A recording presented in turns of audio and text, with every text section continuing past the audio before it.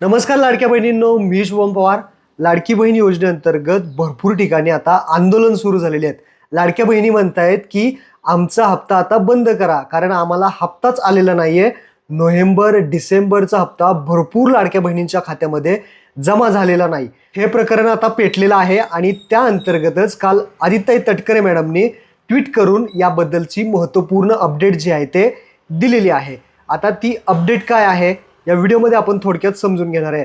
अशाच महत्त्वपूर्ण व्हिडिओसाठी अपडेटसाठी आपल्या चॅनलला फॉलो करून ठेवा आणि आपला जे काही टेलिग्राम ग्रुप आहे, व्हॉट्सअप ग्रुप आहे तिथे जॉईन करून ठेवा, म्हणजे येणारे नवनवीन अपडेट्स तुम्हाला भेटत राहतील. महिला व बालविकास मंत्री आदित्य तटकरे मॅडम नक्की काय म्हणतायत ते अगोदर पाहूयात. तर इथे पाहू शकता महत्त्वाची सूचना, ज्यामध्ये योजनेच्या प्रभावी अंमलबजावणीसाठी सर्व लाभार्थ्यांना दिनांक 31 डिसेंबर 2025 रोजीपर्यंत ई-KYC करण्याची मुदत देण्यात आली होती. आणि काही कारणास्तव जर पाहिलं तर ई-KYC करताना चुकीचा पर्याय निवडण्याची बाब निदर्शनास आलेली आहे. चुकीचा पर्याय भरपूर लाडक्या बहिणींनी KYC करताना निवडलेला आहे. लाडक्या बहिणींनीच निवडला असेल किंवा माही सेवा केंद्र CSC सेंटरवरून निवडला असेल, कारण अशा काही सूचना त्यांच्याकडून KYC नक्की कशी करायची आहे याचा परफेक्ट त्यांच्याकडून काहीही सांगण्यात आलं नव्हतं. फक्त होय नाही याच्यामध्ये सगळे कन्फ्यूज झालेले आहेत.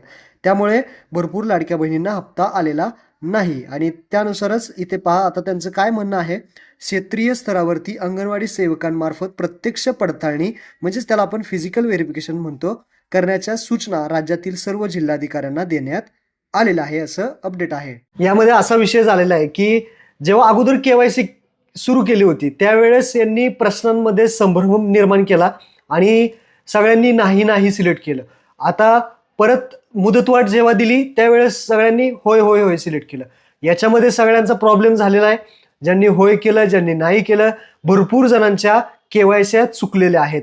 तुम्ही KYC केली असेल, काही जणांची बरोबर असेल, काही जणांची चुकीची, असं काहीही स्पष्टीकरण अजून त्यांच्याकडून आलं नाही. आणि हप्ते का बंद झाले आहेत त्यांच्याकडून अजूनही कारण वगैरे काहीच बघता येत नाही. तर त्यांनी अगोदर पर्याय दिला पाहिजे की आधार नंबर टाकला की हप्ता का आला नाही बाबा, त्याचं रिझन काय कारण आहे ते त्यांनी सांगितलं पाहिजे. KYC सुद्धा पुन्हा सुरू करायला हवी होती किंवा मुदतवाढ द्यायला पाहिजे होती, म्हणजे KYC पूर्ण झाली होती.